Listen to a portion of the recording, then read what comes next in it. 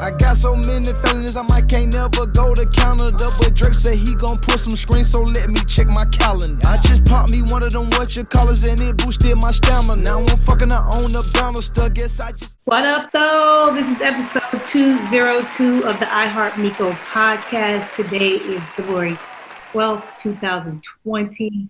I'm Miko Grimes. Joining me today is none other than the hustler himself. What up, though? You know what time it is. Can you hear me? He was real businessy today. Man, you know, I am corporate when I have to be.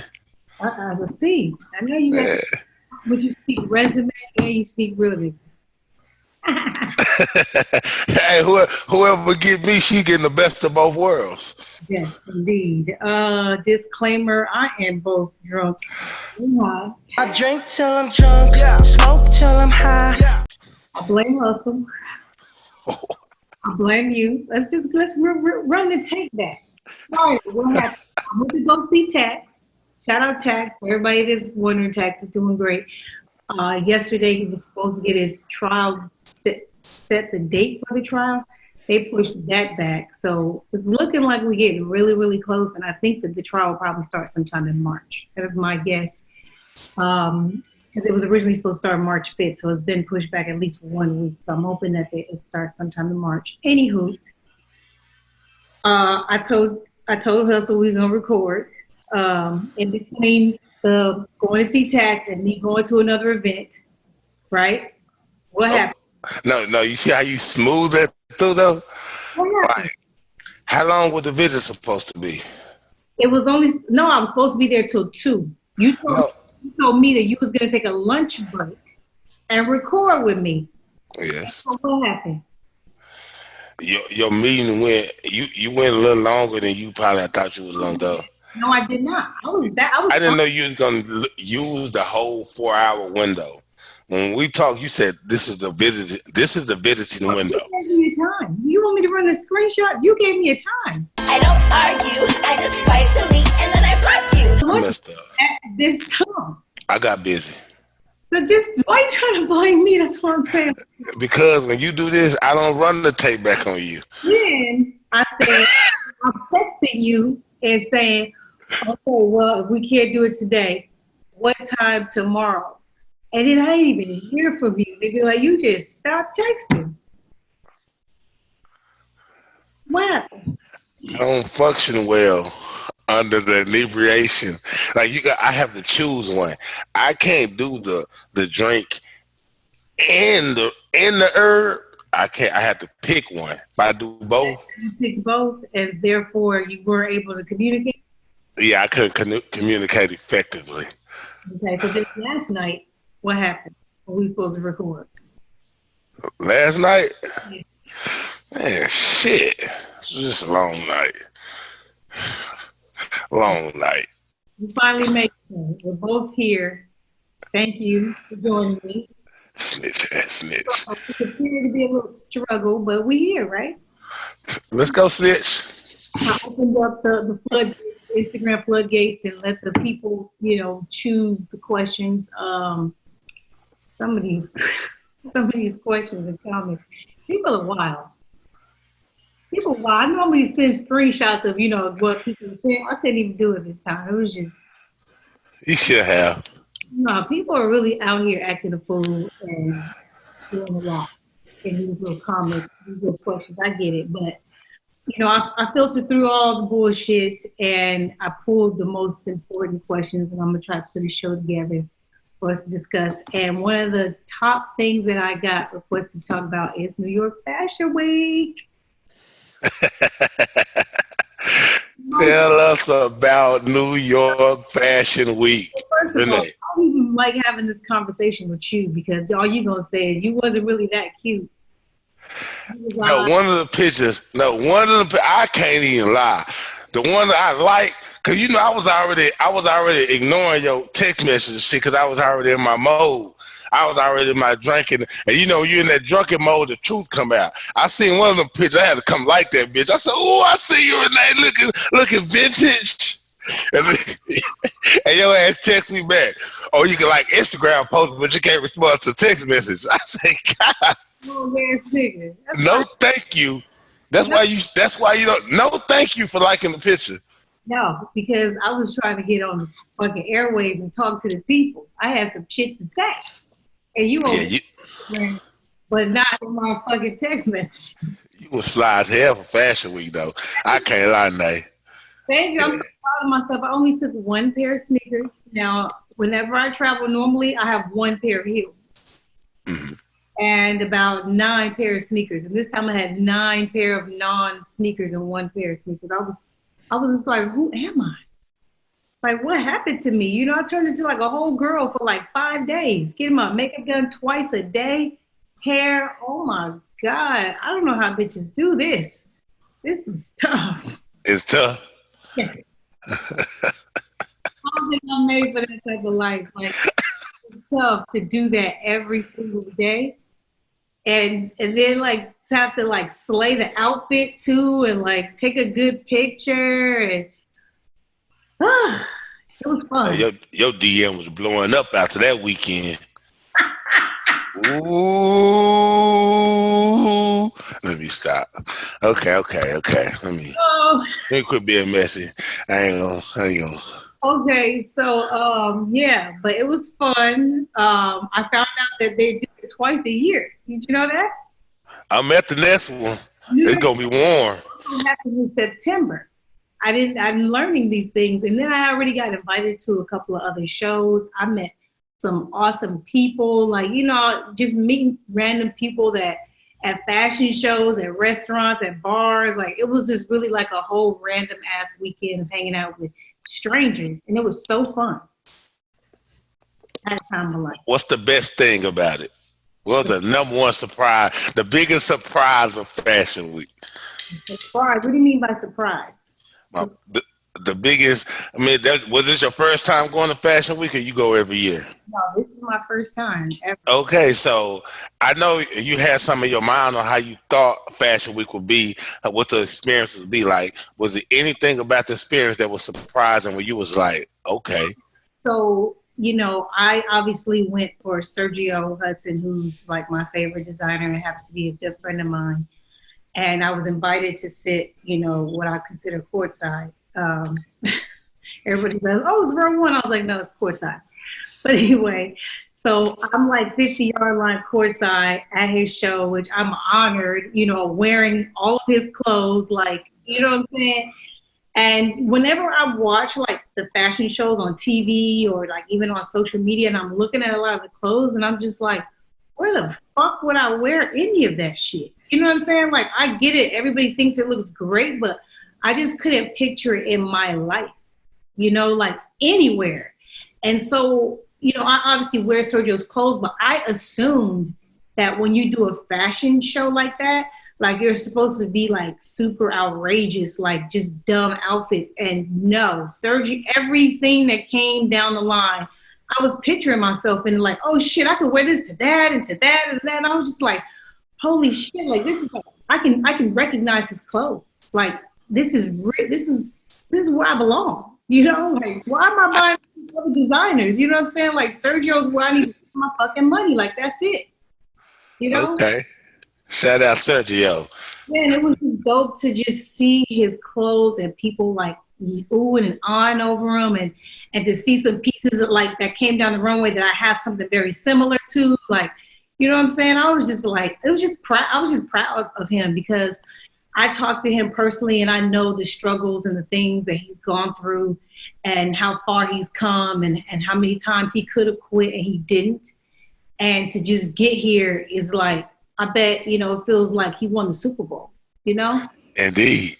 But what I want to say to people is like, just because somebody shows at Fashion Week, that doesn't mean like, oh, bam, like shit is lit. Like you have to buy the clothes. Like if you want to support a Black designer, Sergio is one of them. Like Sergio is skilled and like every little detail. Like, I mean, like he is like a detail oriented motherfucker, and I fucking love it. Because everything has a purpose, has a reason. Like, he's not cheap. None of his fabric is ever cheap or bullshit. Like, it's top of the line from top to bottom. And it's just like, Yeah, I'm gonna buy some other designer shit when I see cute stuff, but if I really want something done, like I'm gonna just have him make it for me or look at his collection and see what he has. Cause he's really fucking talented. Like it's Okay. I'm pumped. I feel like I was walking in the show and shit. Like it was like an adrenaline rush, you know, to like be there and to see somebody's baby like walking down a fucking catwalk. That shit was dope.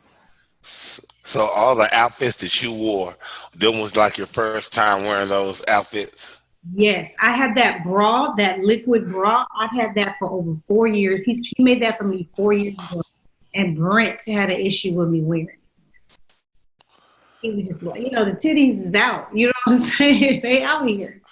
What the fuck you buying for if you don't want these motherfuckers to be out here? You know? Hey, Nate, I told you was killing it. I'll never give you props. You was killing it. I can't lie. Well, I told him before I left, I was like, "Y'all gonna wear this bra, or whatever." But I think he just kind of got over it. He realizes, it's fashion. Sometimes it's sexy and it's, it's intimate. And he was just like, "All right, go ahead, do your thing." We just saw the whole outfit. I actually had a sheer shirt that I could have worn over it, like and tied a knot to kind of like. I was just like, "Nah." Plow, plickety plow. Yeah. It was so much fun. I met some new friends. Like I met a whole bunch of new people, but I definitely met two girls, Fatima and what do we call the other girl? I'm just calling her Gigi just because her name is German. But we met them.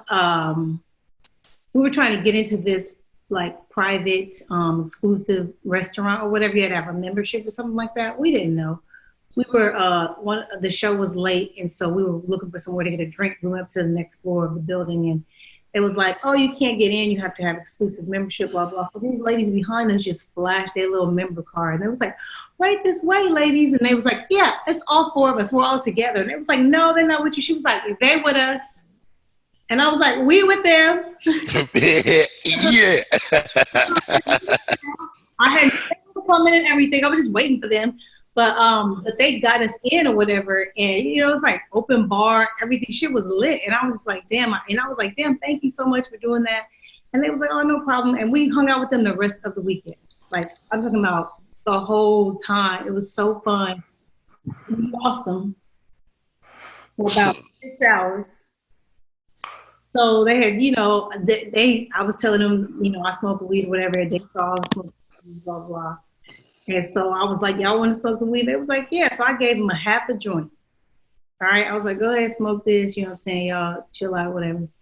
Man, we were supposed to link up I gave them the joint at 1:30. We were supposed to reconnect at 6:30 because we had a 9 o'clock dinner reservation. We didn't hear from them till 10 something. We was calling all over New York looking for these motherfuckers. Thought they was going sightseeing. So I was just like, man, something happened to them. Why weren't they picking up the phone? They was just, what kind of weed was that? I was like, I'm sorry. It was dead bodies. Yeah, we get high. And I was like, oh my God, I felt so bad. Like, I felt awful because I was just like, I thought they smoked before. They have, but I think it was not the kind of weed I smoked. Stimulate your mind, man. It's Friday. We're going to get you high. It was intense, but made some new friends, wore some cute clothes. I was in heels all weekend, makeup. I did cups and combos. Support is free. So if you look at cups in, like just in the letter N, combos on Instagram, they have a show on YouTube that's getting millions of views. It's a pretty fun show. I don't know if I'm going to do it any justice because I was married. It's more like a single person question. They ask you questions, and it's really fun. You will be good on there. You will be really good on there. But it was really fun. Cammy, he's the guy that runs it. For asking me to come on, but I'm not sure when it's going to air. But just follow them on Instagram, Cups and Combos, and you'll see what the show is about, and then you'll find out when I'm on there also. I did that. I gotta tell you about one more thing I did in New York. So I went to High Bridge. Do you know what High Bridge is? That's a sightseeing area? No, High Bridge is a city in the Bronx. It's the exact, have you seen the Joker new movie? No, I still haven't seen it. Okay, you've seen the scene where he's dancing on those steps? Yes. Those are real steps in the hood. And since the movie, it has become a tourist spot. Now they got clowns coming from all over the world to just come do that whole dance routine on the steps, take pictures, all this stuff. Mind you, those steps is the dirtiest, most grimiest part of town. There's people throw their trash out of the project windows. They actually filmed the movie in the actual apartments right there, like legit apartments. Like they didn't yeah. And the city, like the people that live there, some friends of mine, they was like, yo, they didn't even like upgrade the building. Like, when a movie is shot in there, you think the landlord would like fix some shit. Like you got to watch this movie to see how absolutely awful these apartments are. They was like, that's really how we live. They probably wanted to give that feeling, that New York feel, they probably wanted to get that New York gully feel for the movie, so they picked the gulliest part of New York. Well, it's just kind of embarrassing, like somebody lives there. Like, actually, that's like their home. And it just looks bad. I wish you had seen the movie just so you could see what I mean. And it's piss infested. People get robbed on those steps. Like, it's a high-ass, steepy-ass steps, and they always talk about when it snows and it ices, and people bust their shit coming down those steps every fucking time. It's a health hazard. People getting robbed on there. Like, it's 167th Street steps, and I think there's two other steps too. I think it's 166th and 165th, and there's 3 different layers of steps that go up to 3 different projects, I believe. And it's just like the worst thing you could think of. Like even in a movie, you see trash and all that. That shit is real. People just throw their trash out the window onto the steps. I gotta see it. Up and down, where you have to use the steps to get to where you're trying to go. There's no way around it, is what they told me. And I was just like, damn, like these slumlords, man, like you make a whole bunch of money shooting some shit out of your building. You don't even like fix nothing. You think they got paid a lot of money for that? Oh yeah. Hell yeah. A lot of the scenes are from there. Like he spent a lot of time at home in the movie. Okay. And his imaginary girlfriend. Is it worth seeing, the movie? Absolutely. It is incredible. It's incredible. Okay. Yeah. I have it on my Apple TV too if you want to log in. I don't know. Well, you know what? No, I don't know if you could do it, but if it's on Netflix or Hulu, I could let you log in and watch it. But it's pretty intense and creepy and kind of real. I felt it. I don't want to tell you too much else. So yeah, don't tell me. I'm gonna see it. Don't tell me. Okay. But New York was so much fun. Like I can't wait to go back. I'm going back when Tax's trial starts. So that's why I'm just waiting, sitting on my hands, waiting like, when's the trial? And I'll be back out there to support him because it's always good to have people in the courtroom where the jury sees that you're loved, by a lot of people. So I already wrote my letter probably 2.5 years ago. I wrote a letter on his behalf. Yeah, I did that or whatever. So he was telling about certain motherfuckers he asked to write a letter that people just didn't even want to write a letter. And I was just like, damn, you know what? It's a blessing to have a bag. And, you can't be affected by, how you truly feel. Because a lot of people are afraid to stand up for somebody like him because it'll affect their job or their career or people they're trying to move around with and everything. And it's just like, damn, I can't be bought. Salute. NT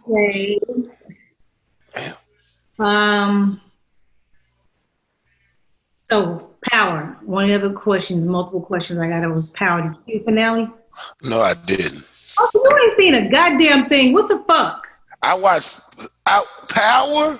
Yes. This is you trying to figure out who shot Ghost, motherfucker. You don't want to know who shot Ghost?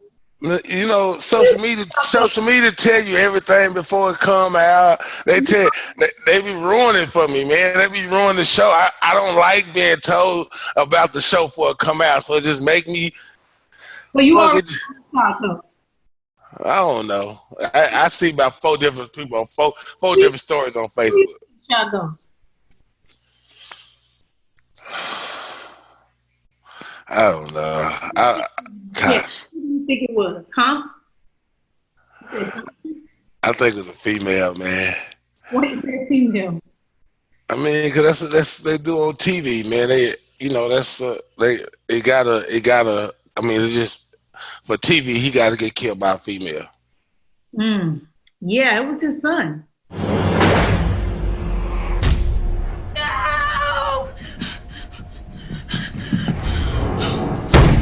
The mom planned to do it, but the son, what's his name? Whoever 50 Cent is in the movie, Kanan, came back to Tariq like in a vision, like a dead spirit or whatever, and was like, yo, don't let your mom do your dirty work. You're the man of the house now, because she was setting up to kill Ghost. And he was like, you do it. So he shot him before the mom got there, like probably 30 seconds before or something like that. I'm going to tell you, I'm all for supporting black TV. I'm all for all that shit. But god damn, sometimes that shit just get to going and doing too much. They doing too fucking much, man. You know what it is? I just think your brain just can't really process these types of things. You know what I'm saying? Like, I don't think Power is the greatest show on earth, but I mean, if you're going to start the show, if you've been watching as long as I have, you owe it to yourself to see how it all ended. You know what I'm saying? Like, you've been watching all these years. Why not finish? Because Dre went from bitch to gangster. That shit don't happen in real life. Nowhere in life. Kanan, not the Kanan, Ghost went from scared of these niggas to, now we killing these mobsters. All this old fake ass that shit is too. I'm from the streets for real, so I can't. When I'm watching this shit, I'm a critic. I've seen some things. I've experienced some things. I just look like this. I don't know. It's hard to watch that shit. It's just, this is TV. You have to separate the real. Oh man. It's got to be interesting for people like me. Like granted, I didn't live the life you live, but I came from the bottom, and so for me, I don't know that life. You know what I'm saying? Like, I know some family members, some friends that's in that type of business, but I don't really have any type of IQ on how things happen. So for me, I don't know that it's bullshit because it's not my life. You see what I mean? Like, yeah. I don't know that life. That's why when I watch a bunch of basketball movies and stuff like that, and I see the way it's written and things that happen, I'm just like, man, this is some bullshit. See? It's not happening, but this isn't my life. So I'm in as fuck. Yes, it started out good, but then you could tell they start being about the money, man. They start adding out kind of. Well, I just don't get it, and it seems like they might be having some other spinoff shows on it. So 50 got a new show just came on. Yeah, but I'm talking about there's like some spinoff shows of Power. I'm hoping is what they're alluding to. I don't know, but like showing like how they all grew up, like how that before they got to the grown-up phase. It looks like maybe, I don't know. That's just my brain begging for something, being thirsty. But I think that overall the show started off like real good, and it was all excited. And then we started seeing shit like Snowfall and all these other shows. It was like, wait a minute, Power really ain't that dope now that we think about it. Then he fucked around and changed the song on us, and we had to check him about that shit. This is the last season and nobody wants to be over with, and then this season hasn't really been great either. It just hasn't really been great writing, and I think they just dragged us along like two heavy balls just to get us here, and I'm just happy we made it, and we know Tariq has been a thorn in his daddy's ass for since the beginning, and it's only fair that he be the one to kill him, because now he got to live with that guilt. Because let me tell you, When Ghost was on the ground, he flipped over the banister of the club, the rail, and fell because he shot him. And Tommy was down there, like, consoling him. And then the son came over and was peering over the edge, and Tommy put the gun up to shoot him. And Ghost snatched the hand down, was like, no, let him go. Like, your dad even still saved your life. Like, you gonna feel like a piece of shit, like, forever now. Because he always thought that. I don't know why I don't know. I just feel like he's like an idiot. You know, a lot of our kids is, you know, you try to raise them right, but they're still idiots. And he just for some reason didn't like that his dad was trying to be a better man, show him a different man. You know. And do you want me to say that that's good? No, it's good. I think. Come on, man. I don't know, man. Give me something. The show a B overall, like the whole all this series. I give it a B. I liked the acting. You know, they had a lot of eye candy, a lot of attractive people, all black. You know, like it just, you know, it was good. I can't wait. See. I can't wait for Snowfall to come back though. For who? Snowfall? Yeah, I don't know. We're going to see how far off Snowfall goes now that the writers change. You know what I'm saying? We're going to see. I got a lot of Valentine's Day questions. So Lover's Day is Friday. Hey, Hustle. You about to love this shit.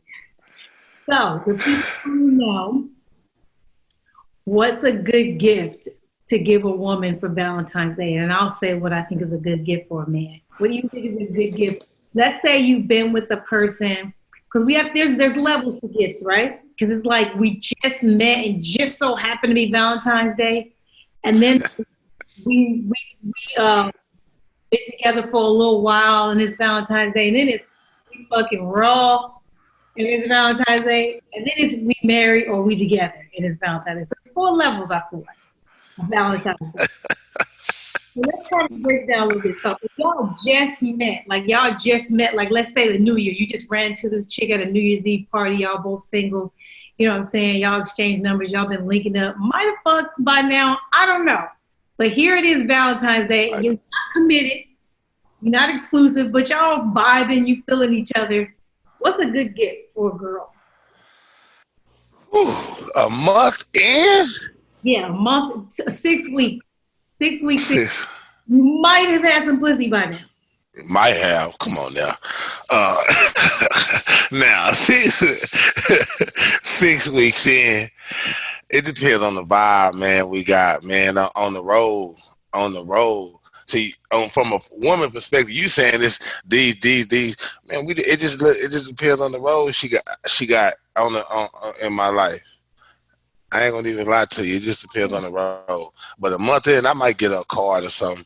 Might get a card, some candy or something. I ain't gonna write on the card or nothing. Just gonna give it a card with a little. May take out to eat or something, maybe, you know. Well, as a woman, this would probably be the first time I ever paid for a date. If I'm getting. See.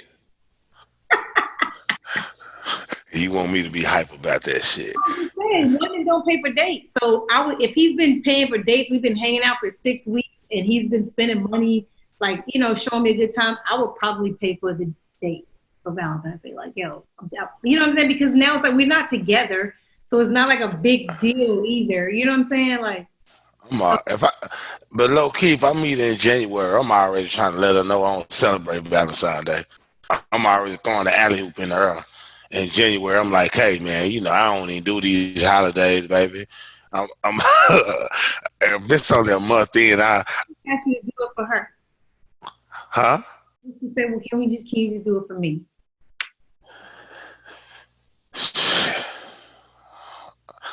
I would sacrifice. Like I said, I'd do something minor, some perfume or something, maybe, or something. I don't know.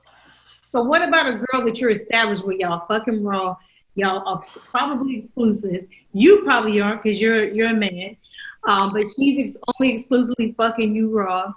Y'all been doing this approximately 9 to 12 months. So you about a year in Valentine's. What kind of gift she getting? Are you still gonna stay with the I don't celebrate this shit? No, man, check the shit. I'm keeping it funky because I don't want people judging me. But on some real shit, it just I will get her something. It just depends on the type of woman she is. If she's on the bougie side, one of the more bougie type chicks, you know, like you said, level. She one of the more bougie chicks. I already got a lot of shit. Really, yeah, I'm gonna be like, man, let's take you out to eat or something. Or maybe give you a pampering or something, you know, something like that. Get your nails done, massages, king spot type shit. if I'm rocking like that, I would try to think of something, something she need. She's a chick that might be struggling, might pay a bill for or something. She might be happy with that. You know what I'm saying? I'm on one of what you, it just depends on the level of the female, honestly. If she one of them old chicks that's struggling and I'm talking to her, she don't want no goddamn roses, no shit like that, but she's struggling. She might need a bill. She might need a bill paid. That might make her smile harder than them roses. Might make the pinky more wet. That's how my mind is thinking. I'm just, hey. Yeah, no respect. For a man, if I was his girl at this point, I'm hoping that I'm doing good for myself financially. I don't know. A lot of bitches don't have money. But see, you even know. Hustling my whole life. So, if I wanted to buy a guy something, I've always been able to. But me personally, because I'm an athlete, I always give the gift that gives to me as well. I would probably take him to if he likes basketball, take him to a game, whatever, the best seats you could afford. You know what I'm saying? Like, get him a jersey, like his favorite player, maybe, because they sell jerseys everywhere. That's just how my mind thinks, and a lot of guys like sports. So I see you think you being on the good side. Thought you are romantic on the good side. Hey, that's a gift for me too. If we going to the game, I'm winning too. So yeah, that's all. I be getting Brent. Hey, Brent, guess what? We're going to see the Warriors courtside. Like that ain't a win for me. Yeah, that is winning. Yeah. I give him those type of gifts all the time, and he gets excited because he never even thinks about traveling. Like he's never gonna be like, "Oh, let's get on a plane and go somewhere." Like never. Oh, Valentine in 2 days. Yeah, we ain't going nowhere. No, you're right here. We're actually going shopping on Friday because we're taking a family ski trip next week. We're going skiing. Aiden's never. He's finally going to see snow. We're going to take skiing and snowboard lessons, so we got to go shopping for the weather. Aiden only has Florida and LA clothes. Oh, this is going to be, I got to see how he act. The most amazingly bougie trip. They don't know it's bougie. It is fucking bougie. And they're just going to have to deal with my bougie ass because I don't do snow like that. I don't do cold, but I'm doing it for them, but I'm going to do it my way. They're gonna enjoy the trip though, but shit, we doing it in luxury, so I can feel okay. He's from Philly, so his dirty ass is used to snow and all that shit. I don't like it. So, but yeah, so we're going shopping on Friday, so I get to spend money. You well off. Well off. Oh my God, my assistant is texting me. Hold on, let me make sure this ain't it. Oh, so never mind. Somebody want to interview me. All right, next up, Meek and Nicki Minaj drama. Did you want to talk about that? I got a lot of people asking us to discuss. See what happened? Yeah, I seen it. They're like tweeting back and forth, not adding each other, but talking shit about each other, exposing each other. What does that mean? Because first of all, let me just say this. Nicki's a girl. This is what we do. You know what I'm saying? This is us. What does it say about Meek that he went back and forth with his ex while he got a pregnant girl? I mean, shit. He human. How y'all got these sayings that men don't supposed to cry, men don't supposed to do these things. I mean, he's just a human. And he's showing his emotional side as a human. Y'all like Drake? Y'all like Drake when he do it? Listen, Drake doesn't do this. Okay, but go ahead. What were you saying? This went into like shit about rape and molestation and assault. Like, they just went far. Yeah, they did. They went too far. But, I mean, I don't know. It's the age. I don't know. Ain't Meek in his 20s still? I don't think so. I think he's in his 30s now. Regardless, I just feel like I was talking to Tex, and, he was just saying some things to me that I didn't really realize. And he was like, when you look at what Meek said when it was announced that he had a baby on the way, he said his response was, yeah, I skeeted in there. And he's just young. That's just young boy. Immature. Let me see how old he is. I didn't think he was in his 20s. And I'm just thinking to myself, like I don't know if I was like a woman and I was pregnant, with this person who's very famous or whatever. And then he said his first response to people find out that we're pregnant, he's 32, is it him saying, yeah, I skeeted in there. I would just be like, don't feel away about my vagina, about my uterus, just allowing this nigga to own a part of me. And I'm just like, oh, you ghetto. The fucking ghetto. It's ghetto. Yes. I mean, it's wrong, but I mean, it ain't. You don't like a picture of a joke at her man, that's gonna go viral. So why even do it? Why? He started it. He started it. Yeah. So do you miss the pussy? Like, do you miss her or something? Like, why do you even care? We might do. I mean, the way he was tweeting about her, talking shit about that. The reason he had to get away from her is because she her man would rape the girl, and her brother, was molesting children. And he said, that's why he had to get away from her. Like, then be away from her, nigga. You got out. I see you taking Nikki's side in this situation here. I'm not taking her side. I know Nikki. I don't have to even follow her. I don't follow either one of them, but they come across my feed so much. This is Nikki's MO. She's petty. She don't even have to really like you. Like, it don't have to be like an ex for her to be this petty. Like, that's just who she is. Her name is Miss Petty, I think, on her Instagram. This is who she is. You know that. Why are you even allowing this to happen? Like, it's just somebody carrying your child right now. It's embarrassing. She was just, they say the person who you love and y'all love each other, know how to push each other buttons, so. You think they both still love each other? I just life. We human. You've been in love. I feel like a lot of times when you can break up with somebody, you don't stop loving that person because y'all broke up. You just have some things, some situations, events that happen that you can't get past mentally.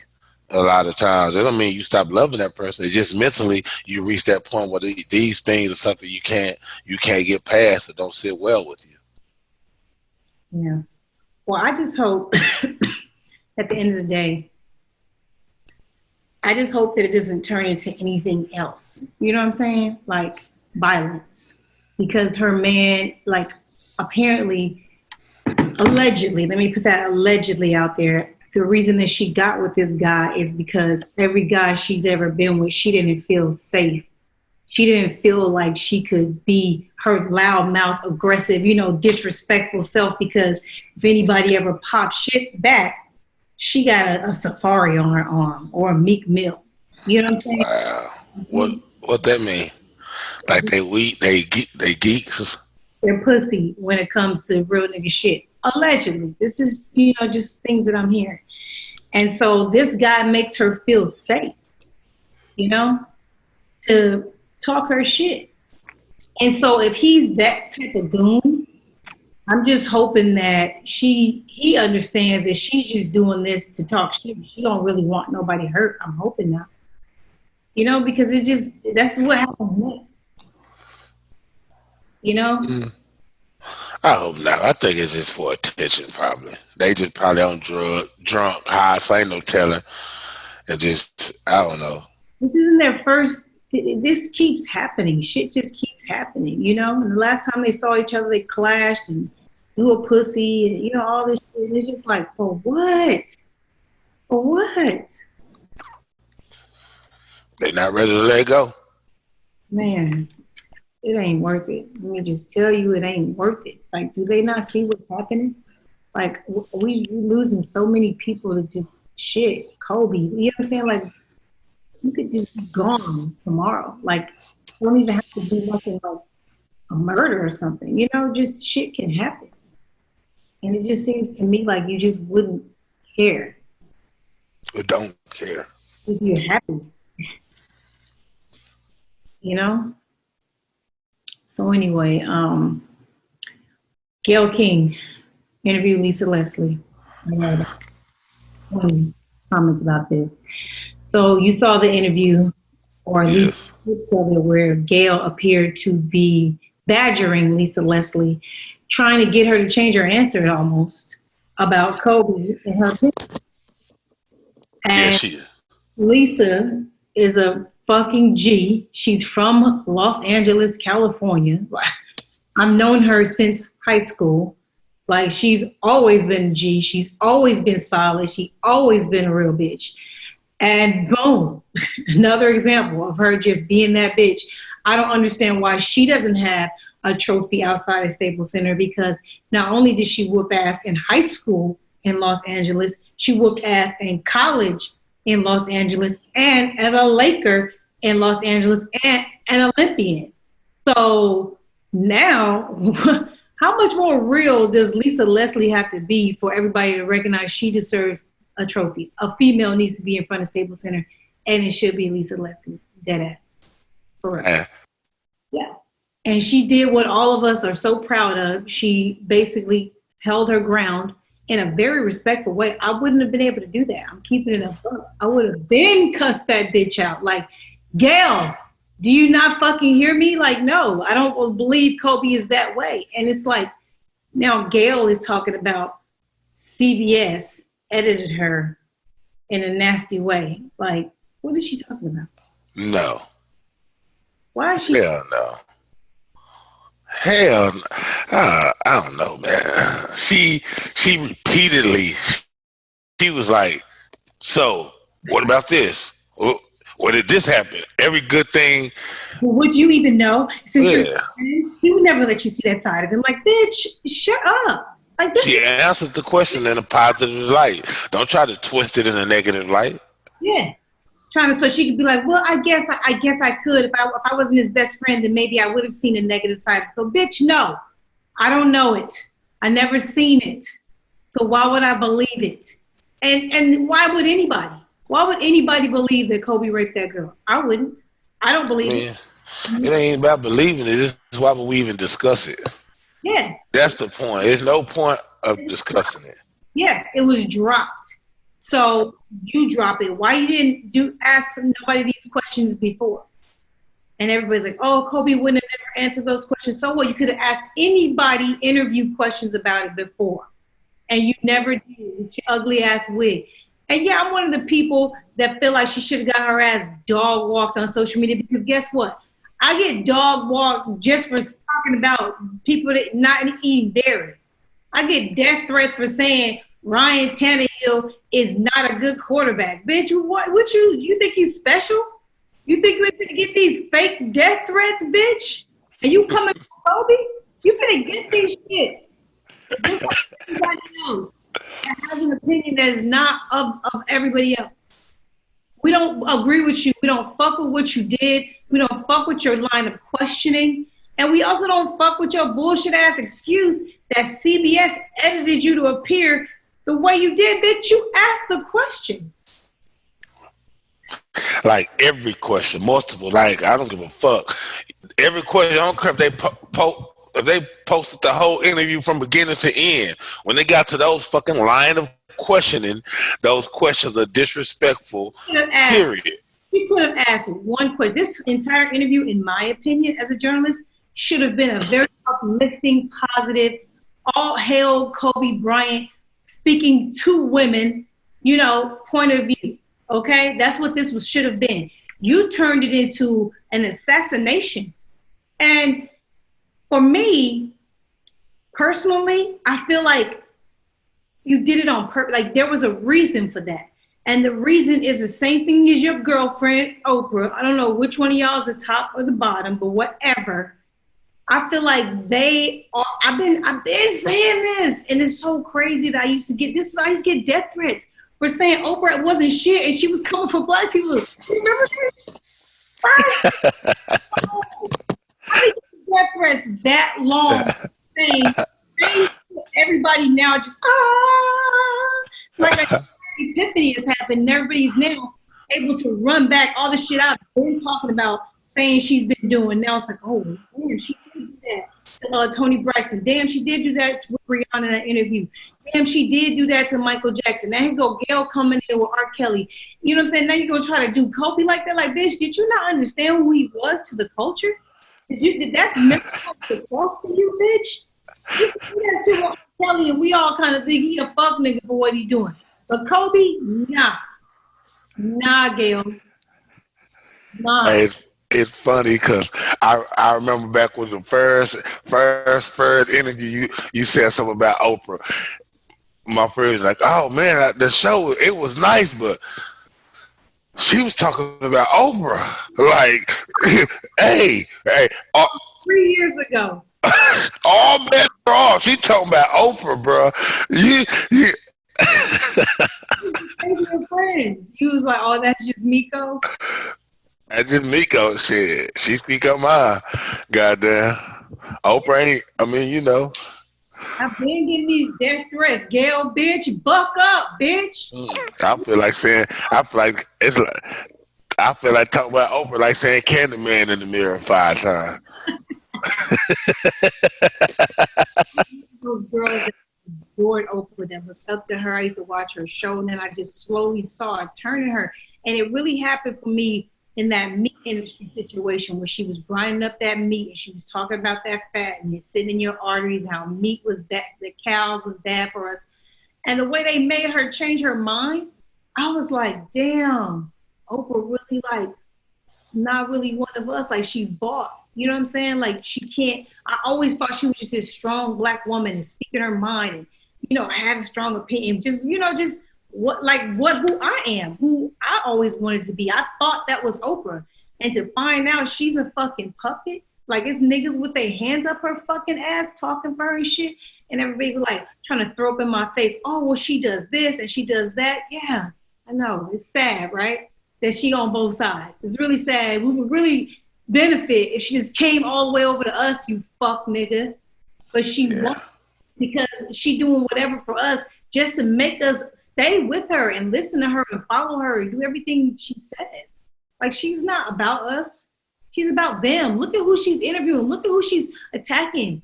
You know, this Russell, she tried to back out of that and say, you know, it wasn't because she didn't believe the girl. Well, you said some of the information she gave you was tricky, my nigga. That right there alone, anytime somebody even tell you a little bit of a lie about any type of rape or sexual assault, man, your credibility is gone. All the way gone. Yeah. You shouldn't elaborate, you know, like lie, you know, but put 20s on none of that shit, especially if it's a documentary about somebody about to destroy somebody's life. So if she lied about anything, credibility shot. And then you just still attacking black men, like why? That's why I like social media now. They be bringing it up. People talk about it now. You know, we hear 50 Cent, Snoop, like people with social media platform, people get to speak about it more openly. I like it. Now, Snoop came back and apologized. I know you saw that, right? Mm-hmm. What do you think about the apology? I'm pretty sure his aunt, mom, you know, somebody told him, huh? Said it was his mom. Oh yeah, I know one of them said that's still somebody's mother. That's still a black woman. That's still, you know what I mean. You know, I'm saying, you know, you as hell. I'm just saying that for me, hearing the apology, I can already tell it was, you know, somebody, an elder or something told him, like, let her make it. You know what I'm saying? You can have your views, but don't be just too disrespectful of her like that. Nobody ever stands up for me like that. I get dog walked. You know, I got so many new fake pages, and it's the same people because I can tell the way they text, you know. And when I tell you after New York Fashion Week, baby, they've been on my bumper. I got so many fake pages just want to let me know how ugly I am, how stupid I am, how old I am, and, just the negativity. And I'm just like, how nice would it be to have somebody like Snoop or somebody famous be like, hey, you guys, don't yell at Miko. Don't do that to her. Don't be mean to her. She's a Black woman. She deserves respect. They ain't say all that about her. Stop that old extra shit. Ain't nobody. He was just saying about. They were just probably saying about the slander. Two wrongs don't make a right. He shouldn't have came at her. She's a Black woman. Fuck her. Yeah. You don't speak for me. You're not one of me. Sorry. You can say that. That's what I'm saying. You can say that. We can't. You can say that because you are a Black woman. It's not a double standard because I'm not a Black woman. I'm a Black man. So yeah, it's so I can feel the way, but I can't, know.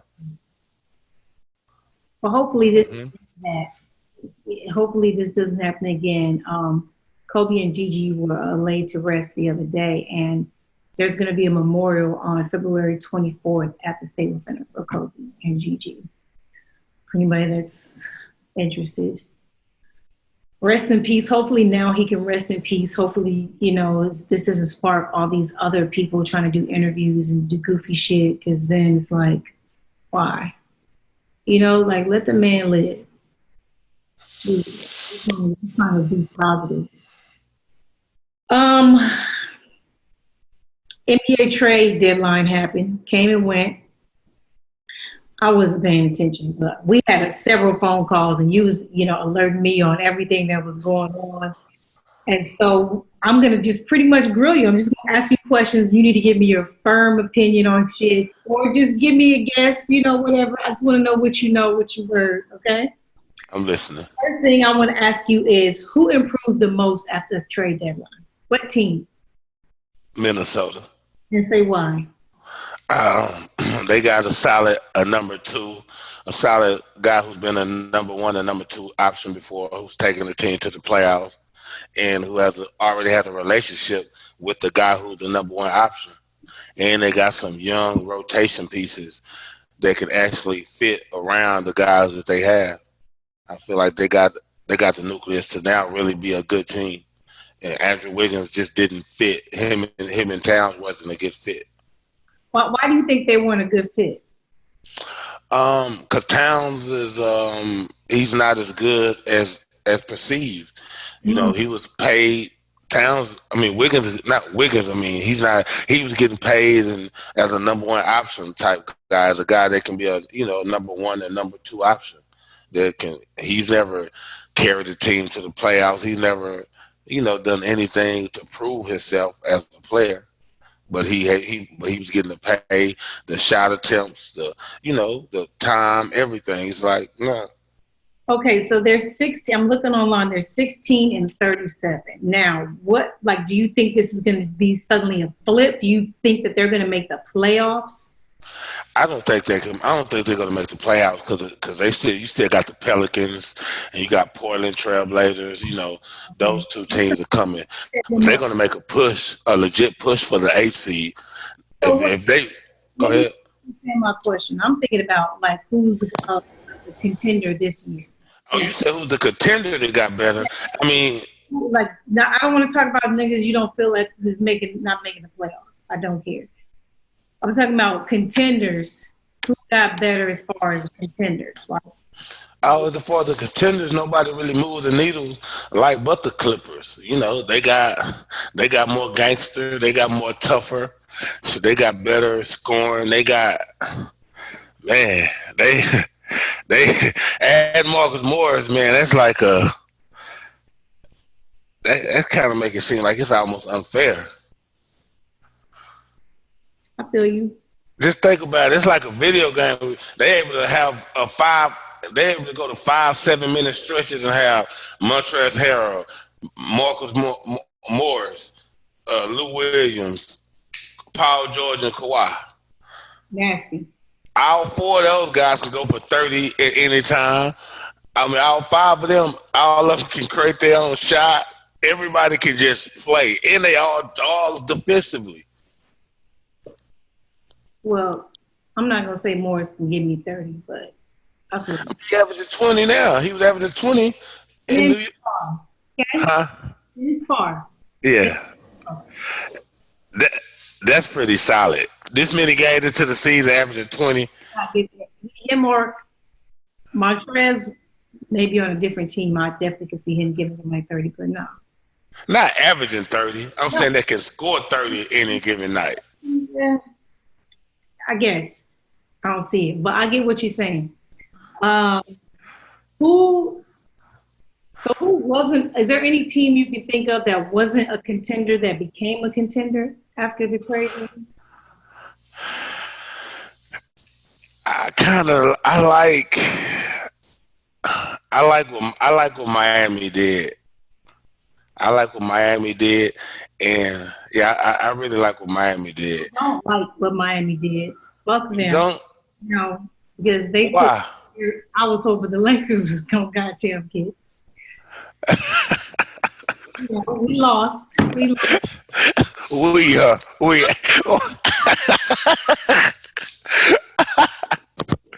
Hey, that's a good trade though for them. Like that makes them contenders. Hey. Yeah, it changes everything, and not just as far as like game, but just IQ. You know what I'm saying? Sometimes just having a guy like him on the court, it don't matter. Like just knowing that he's been there, he's seasoned, and he knows everything. He's not pressured. Like that right there is just something you can't buy.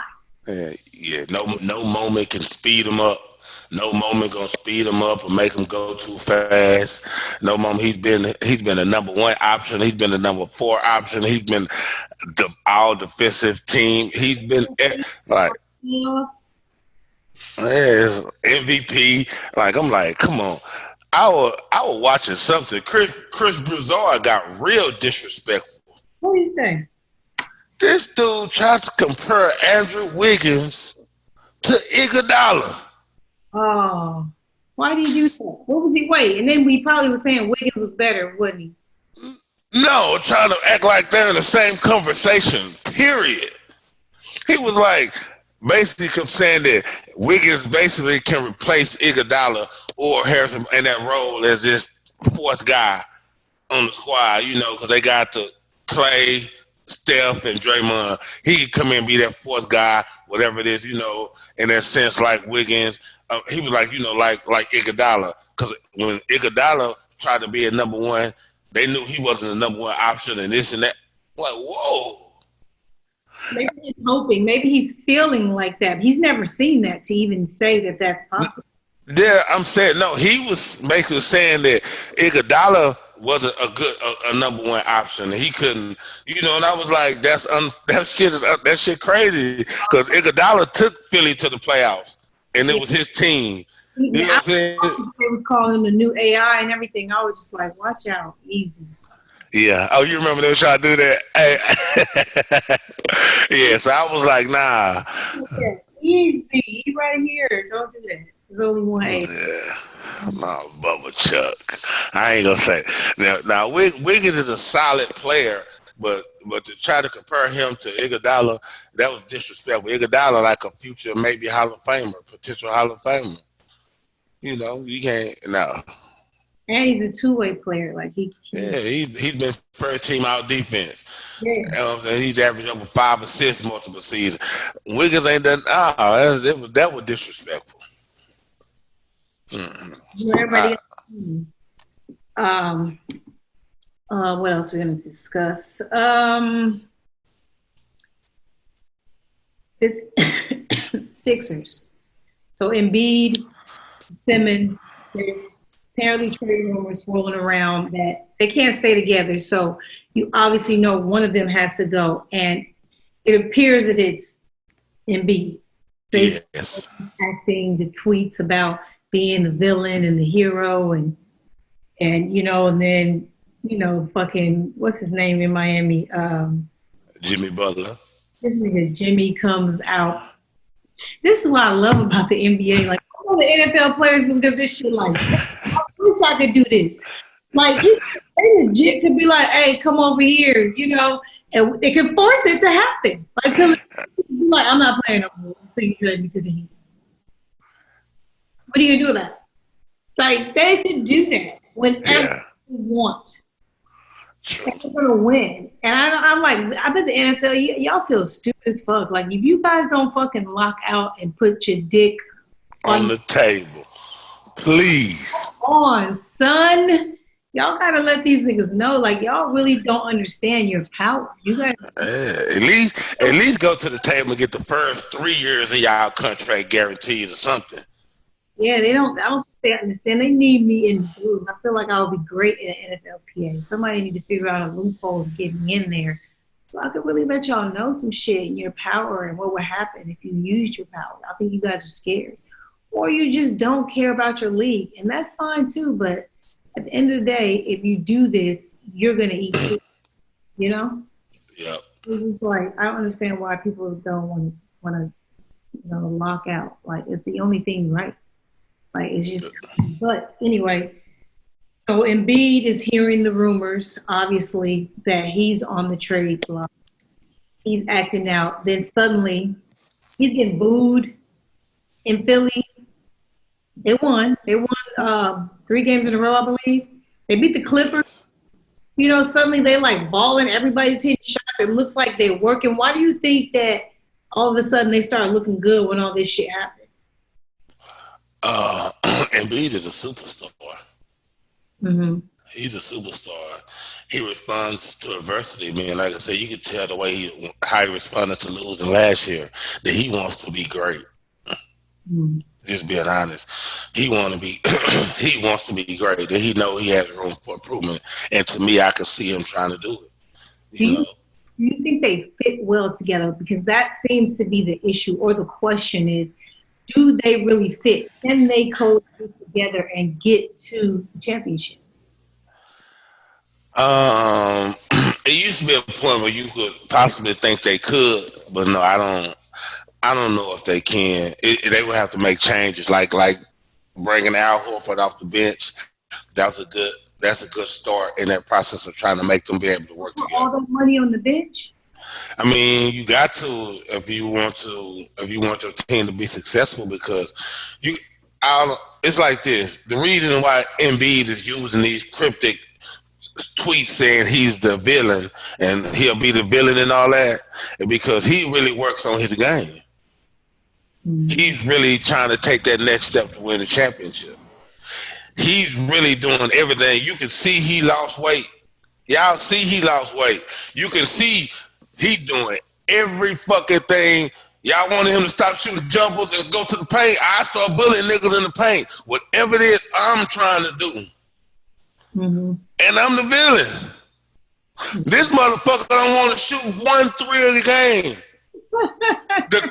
The coach came and said, listen, I just want you to shoot 1 jumper a game. 1 fucking jumper a game. And he wouldn't. Brett Brown had to come to the meeting and say, it's my fault. I failed. I couldn't get him.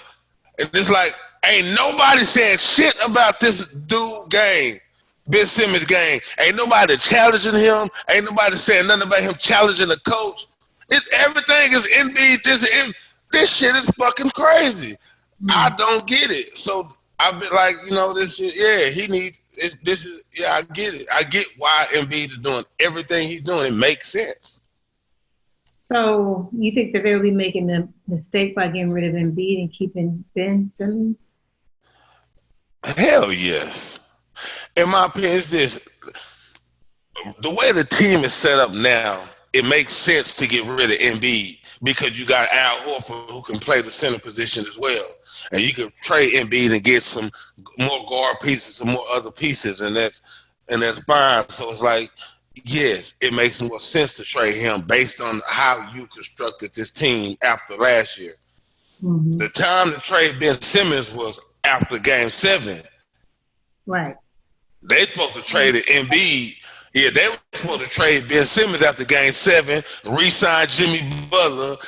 If they want to re-sign Tobias Harris, then you re-sign Tobias Harris, trade Ben Simmons and get some more pieces for him, and you got your big 2 or 3 with some more pieces that you got for Ben Simmons.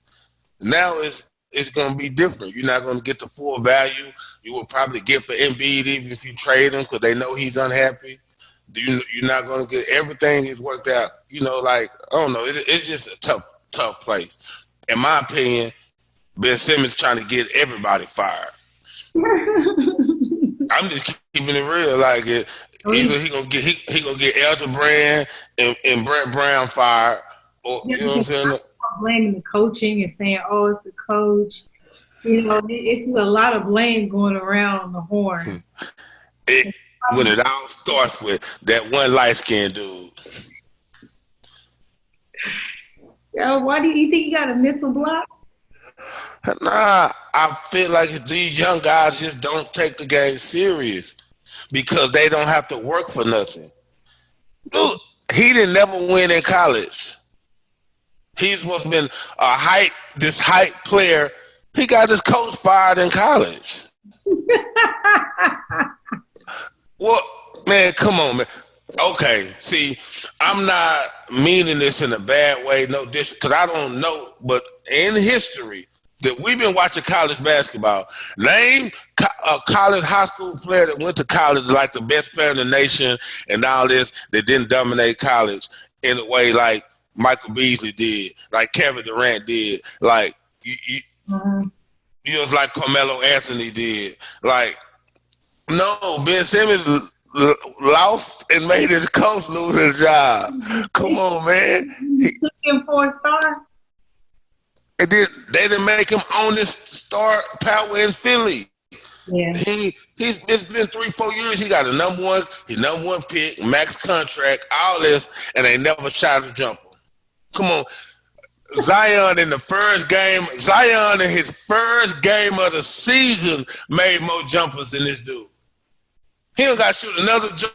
He don't got to shoot another three for the rest of it, and he's already shot more than him. And he's on a lot of people's top 5 point guards in the league list. You know, Yeah. he did not care about that because he's long on defense and he can get to the hole on anybody. He's a great passer. You know, they just kind of overlook the fact that he won't even attempt the jump shot. Yeah, like I said, he's a talented player, but you got to go through the grind of growing your game. You got to add to your game, period. And if he stays just like this, it's going to be the same result. Every superstar player add to their game. LeBron added to his game. The Spurs used to go under. He added to his game. Man, we've seen this shit before. That's why I don't get it. If Ben Simmons don't add to his game, it's going to be the same thing in the playoffs. When you get to the good team, they're going to pack the paint in and make you shoot. You're not going to beat them 4 games trying to penetrate into the paint all game. Speaking of penetrating into the paint all game, the Rockets have gone small ball on you fuck niggas. They appear to be successful early in this type of play. Is this a good or bad idea? And when I ask you that question, I compare it to this because I'm not sure that we have the same opinion. But I didn't have them getting to the Western Conference Finals. So, in your opinion, wherever you had them going in the playoffs, does this type of ball enhance them or give them a better shot at getting to that level or past that, in your opinion? Yes. Okay, explain why. Where did you have them going first? Because I had them losing in the second round. Yeah, I had them losing in the second. I had to lose in the first, maybe the third round, depending on their seeding. Okay, and now you have them losing where? There's a chance they can go to the Western Conference Finals now or something. I don't know. You know, I'm not a fan of them. You know, I'm not a fan of them. I know you're not. That's why I want to hear this. Tell me why. Oh man, because he buying into their style. Like it's just, man, you got if you playing statistics, he's playing a game of statistics and see if it works out. Statistically, you got one of the best corner 3-point shooters in the game in PJ Tucker.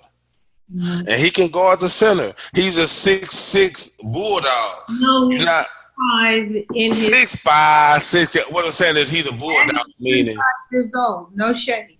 Oh yeah, no, he's older, but no, I'm saying is for they're trying to make a title run now. This is that Tony contract year, so he don't know if he's going to be back. So he's making a move based on let me go all in on my style of play. If I'm going to be, because every year in the playoffs, the same thing happens, and you know what that is. They sit Clint Capella ass down and stop playing them, and go smile. But they don't hit shots. No, they don't. But that's why they upped the ante and got more players that can hit shots. At first, it was just Harden, Chris Paul, and hopefully some role players, Chris and Gordon. Now you got some players that can shoot and play that fit. They got a lot of players that fit the style. So and when you go ahead. And when you got Russell Westbrook and going to the basket like that and not shooting threes at all, if he really stayed that course and don't shoot no threes, that gives them a chance. Question. So when you get to the playoffs and you have to beat somebody in 7 games, do you believe this style of play is an advantage towards the Clippers or the Lakers? It's an advantage against the Clippers. Why? Because they got the lineup where Clippers going small. Clippers had that same kind of lineup in sense of going small. They just got a bigger guy in Montrezl Harrell. They just got bigger, but it's really like the same thing. He just not shooting threes. Even the Rockets over the Clippers in small ball. Yeah, I like the Rockets small. That Rockets small ball is dangerous. Especially, with the Clippers, because Clippers don't have any shot blockers. And, they're athletic and move, but James Harden and Russell. Rockets shot blockers. You saying that small ball, I'm saying is, I like Rockets penetrators. The way James Harden and Russ play, the way they play, yeah, I feel like they – go ahead. We're also talking about a Clipper team that has 3 on-ball, the best on-ball defenders in the NBA. I think all that's overrated now. Okay. I feel like on-ball defense is overrated because of pick and roll. It's so much pick and roll in basketball that because you have those 3, and not only that, you got Patrick Beverley's annoying ass. You know what I'm saying? You have a lot of defense on the Clipper side, which can be a problem, which is what a lot of the reasons that Houston before, the reason James Harden hasn't made it to a championship, the reason Russell Westbrook hasn't made it to a championship, it comes down to scoring in big shots and big games, and they just will. Yeah, that's why I said this gives them a chance. I don't believe in them because they play bad basketball. But just looking at the changes that they made, I have to at least acknowledge the changes that Russell Westbrook is not shooting any threes. Yeah, he's shooting a lot of shots. Like, you cool with that too, even though yes. I don't mind him being the aggressive Russell Westbrook. Be that. It's not the threes, which you're saying. No, shoot 8 threes. That's 8 possessions off for the defense. Shit, if he shoot 30 shots and all of them is trying to get into the paint, I'm fine with it. Well, I feel like this lineup is more scary for the Lakers, and that's because when we're small, we're not as good. We're better when we're big. And our small ball will probably lose to their small ball. If we had to do too much, if we weren't in control of the tempo of the game, and we allowed them to do that, like, it's bad for the Lakers. I don't think we got to go small with them. That's why I like I don't think the Lakers have to go small for the Clippers. So you basically I'm talking. About for the Rockets. Yeah, they don't have to go small for the Rockets small ball. It don't matter. Like, say it again. So why do the Clippers have to? Not the Clippers. The Clippers are already small. Their best lineup is small. Mm-hmm. If you look at it, they're athletic all across the board, but they're really like small. Like, we got Lou Williams at the point. Then you go Houston over their best lineup, which is small. Who Clippers best lineup? You said yes over Clippers. No, I like. You said if I pick the Clippers or the Lakers as far as Houston's lineup, which ones do they have a better advantage against? I feel like they have a better advantage against the Clippers lineup than against the Lakers lineup. Yeah, I'm not hype about like they're hype about Clippers defensive tenacity. I don't feel that way about them. Okay. The Clippers defense. Like Kawhi's a great defender, but he can't be the number one option and a great defender. I don't see him doing that. Yes, and that hopefully Paul George can but I feel like they got a chance because in the playoffs, Paul George be bitching up a little bit too. So that's why I be like, it's like I don't know. Russell Westbrook don't bitch up. He just play bad basketball. So it's a difference. So it's like he takes hella shots. Yes, bad shots. Yeah. But if he go in there, if he shoots 25 shots and none of them are threes, I'm cool with that because he's pushing the tempo and that fits Houston pace. Okay, respect. So the Lakers made no moves, right? And I don't think that was on purpose. I feel like they just didn't get what they was out here trying to get. Shit didn't go right. How comfortable can you make me as a Laker fan feel comfortable going into this playoffs knowing that we didn't add anything so far anyway? Yes and no. No, I can make you feel comfortable in the sense that Lakers are better than most teams in the NBA. We just want to know if they can beat the best teams in the NBA. Mm. So even if they would have made moves, making a move wouldn't have gave us the comfortability of them against those best teams because the only thing gonna make us know that they good against those best teams if they win against those best teams. Because it's like we send a different Laker team against the best teams than we do against the less superior team. Right. You're right. Yeah. But in the playoffs, it's different because, you get 40 minutes LeBron. You get a 42-minute Anthony Davis.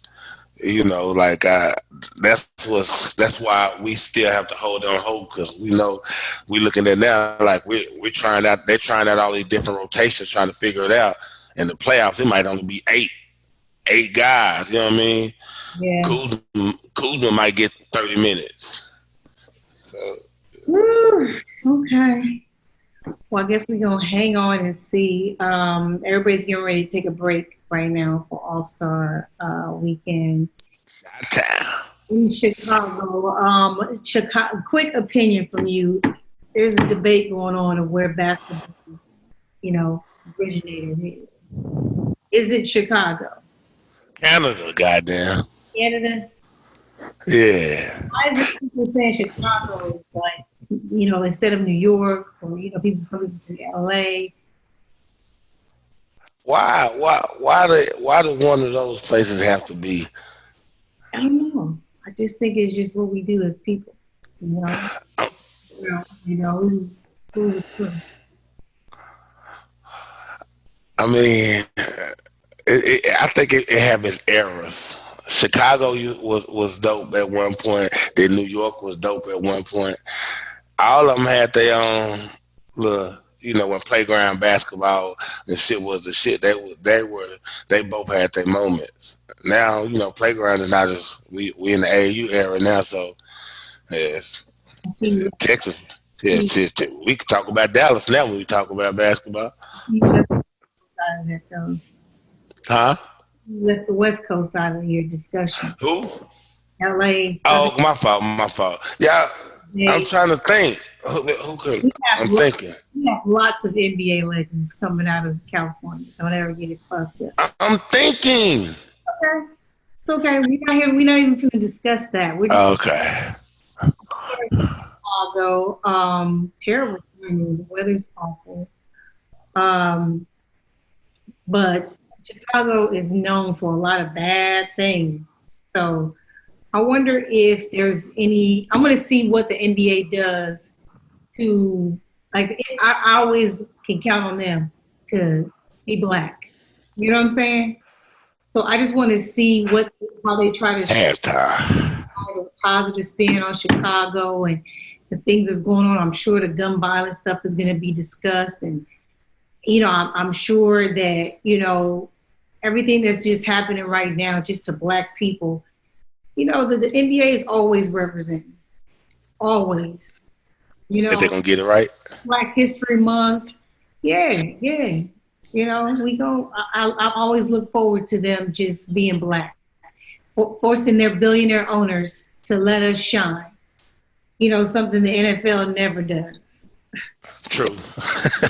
Shade. I haven't figured out how to monitor black trauma yet, like the NBA is, And so I just look forward to just seeing how great of a show, like the NBA playoffs is like, it's an experience, even if you're not there, like just watching at home, like it's fun to watch. You know what I'm saying? It's a good time.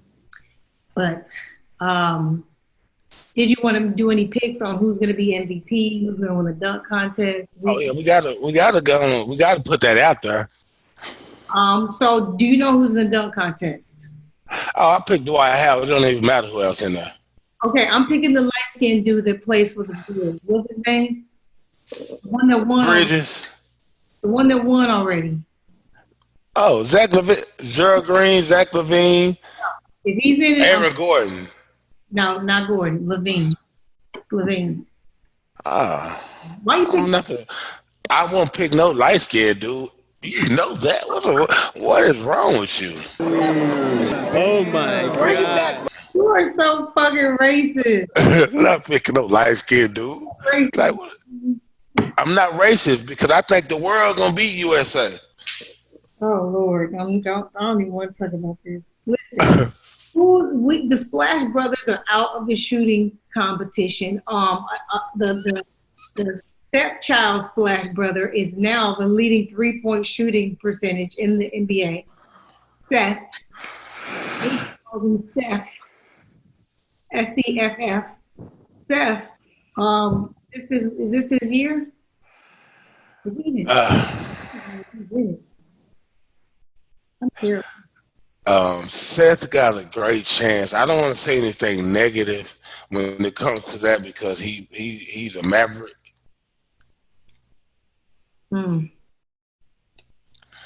That might make me give him a light skin pass. Here come that bullshit. You giving him a light skin pass? Because he a maverick. Like Devin Harris. He replacing Devin Harris. He getting Devin Harris pass. So... Man, it's hard, man. Steph, that guy. He been asking for this. I think he won it. What about Trae Young? You give him a shot? I do, but it's hard to pick Trae Young over somebody from Dallas.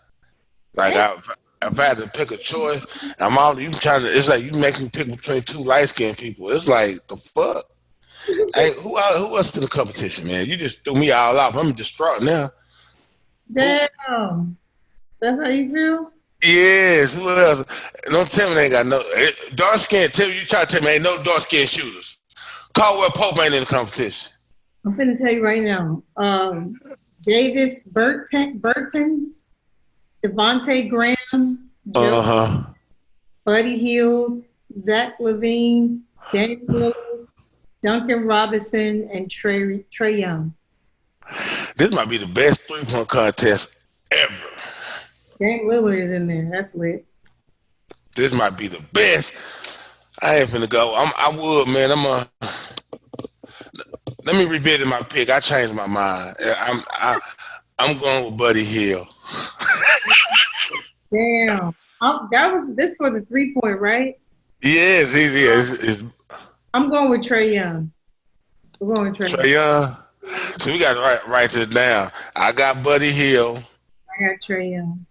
Yeah, and the contest is Pat Cunnington. Pat Cunnington. Yeah. Aaron Gordon, Dwight Howard, and Derrick Jones Jr. Damn. I forgot about Derrick.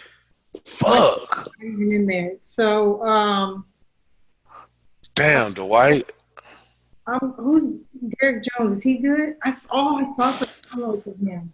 Derrick, that's the one from Miami, the left-hand kid. Yeah, I'm gonna go with Aaron Gordon for another one. Damn, don't want to go.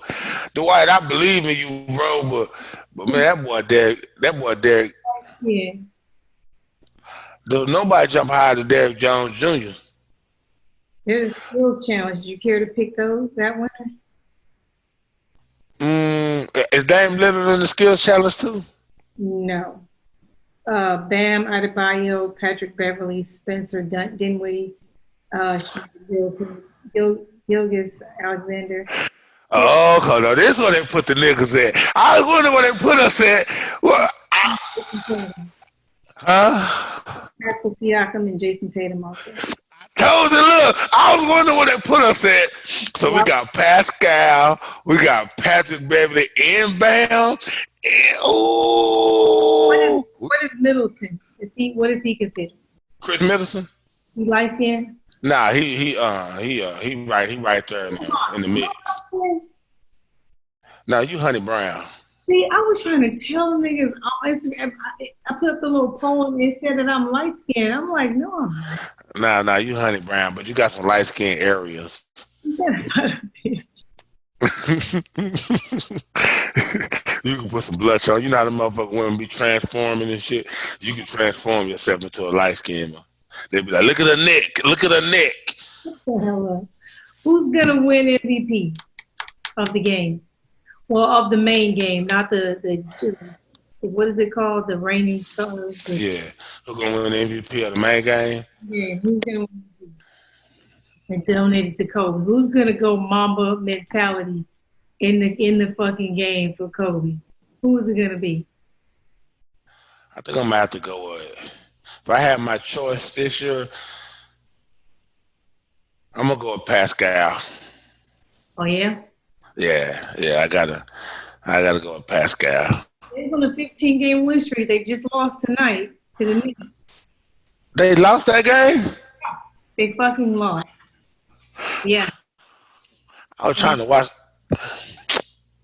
Yeah, I want to see the Lakers. You see the Lakers score yet? I'm watching it right now. Yeah. But I'm gonna go Dame Lillard. Oh yeah. Dame Lillard. I just hope he just get in there and get hot fast, and they never sub him out. Never sub him out. He got you. Let him get 81 for Kobe. I wonder who gonna see. That's why I said I feel like this game Kobe might make everybody come out and play hard from the first quarter. I want to see what happens. Like I really feel like this is Dame Lillard's style of play right here. Yeah. Man. But I forgot this is Anthony Davis' hometown, though. This is true. You know what they be doing? I forgot about that. You know, we think about the All-Star game. You got to think about that kind of shit. Who do you think is going to be MVP of the junior game, or whatever it's called? Trae Young. Trae Young? I wouldn't even argue with you on that one. Yeah, this his type of game. Like how you pick Dame Lillard. Like, yeah. No disrespect to Luka. Yeah. Last segment, we're gonna get out of here. The XFL began this weekend. I found out a couple of friends are playing. I don't know exactly who all, so I'm not going to individually shout anybody out so I know exactly who's all playing. But I attempted to watch. I have a different opinion, apparently, because a lot of people were saying this was some great football. They excited about it. They loved it. I was like, it was trash. What did you think? I thought I was going to come off as a hater. Like, they were hype about the shit. In my mind, I feel like since ABC and ESPN and all them backing it, I feel like it's making people purposely try to say how good it is or how great it is when no, like, it's cool to watch. Now, it wasn't a hard watch, but the speed is totally different. They lying. You know that. That speed is totally different. Come on, man. Yeah, it reminds me of the AAF, the league that fell apart last season, in a matter of weeks. But, this is a different owner. They have a different point of view. This is more about fun and excitement and pizzazz, and that's just what the brand is. When you look at the WWE and McMahon and how that's a show. And I feel like I'm hoping that they get to the show of this because it's not good football. Like we gotta start entertaining. We need some chill. We need to be crunk. We need like you gotta give out free tickets. Win, fill up some stands and make it look exciting. And that's what you need to do. So you feel like they need to add some raunchy or some ghetto? I don't know. They need to. What do you? Some fun. Okay. Yeah, it didn't. No. Maybe some famous people going. Yes, some dead Brian on the roster, T.O. on the roster or something. That's what I'm thinking. Like this is where Dez Bryant at? Where those guys at? Those guys, you know what I'm saying? Yeah, this is beneath Dez Bryant. You crazy? For real? How he feels, yeah. Oh, okay. Yeah. Yes. Can't be mad at him. He feel like he's, above this, and I respect it because of the level he played at. I could see why he would feel that way. And who wants to get CTE for $55,000 a year? Not me. Yeah. So it's not like they're paying anything decent, anything remotely worth it.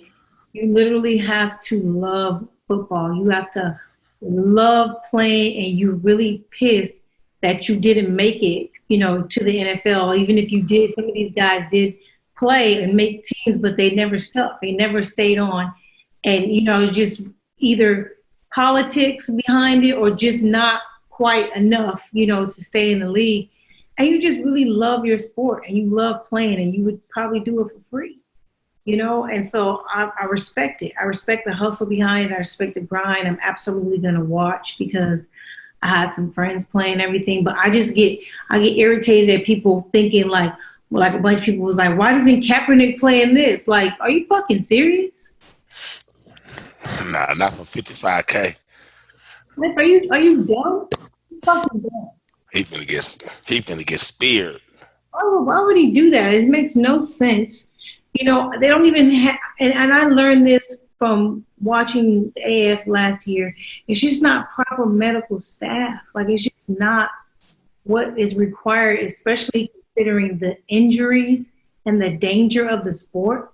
It just isn't all the way top notch as far as health, as far as doctors. And you know what I mean? That part of it is just like, you have to think about that. You're getting $55,000, but nigga, your fucking egg get cracked and you got like some trainer that ain't never did no real work.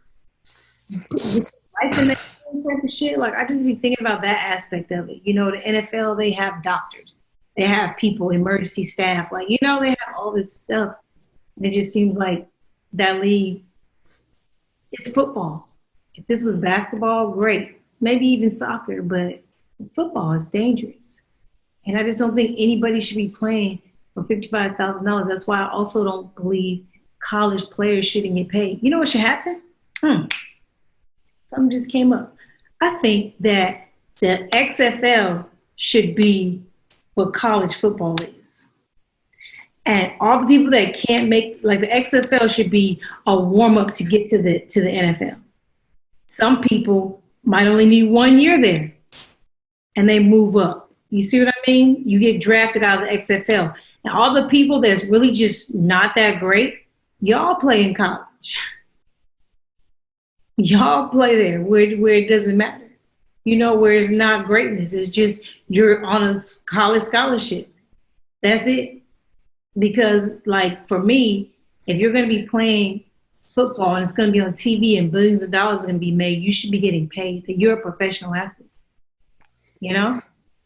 And so it should be in the XFL where they're actually making money. And if you never make it to the NFL, at least you got something, They looking at it like you got a free education. No, you don't. You actually don't get a free education. You don't. There's nothing free about it. And a lot of people don't graduate.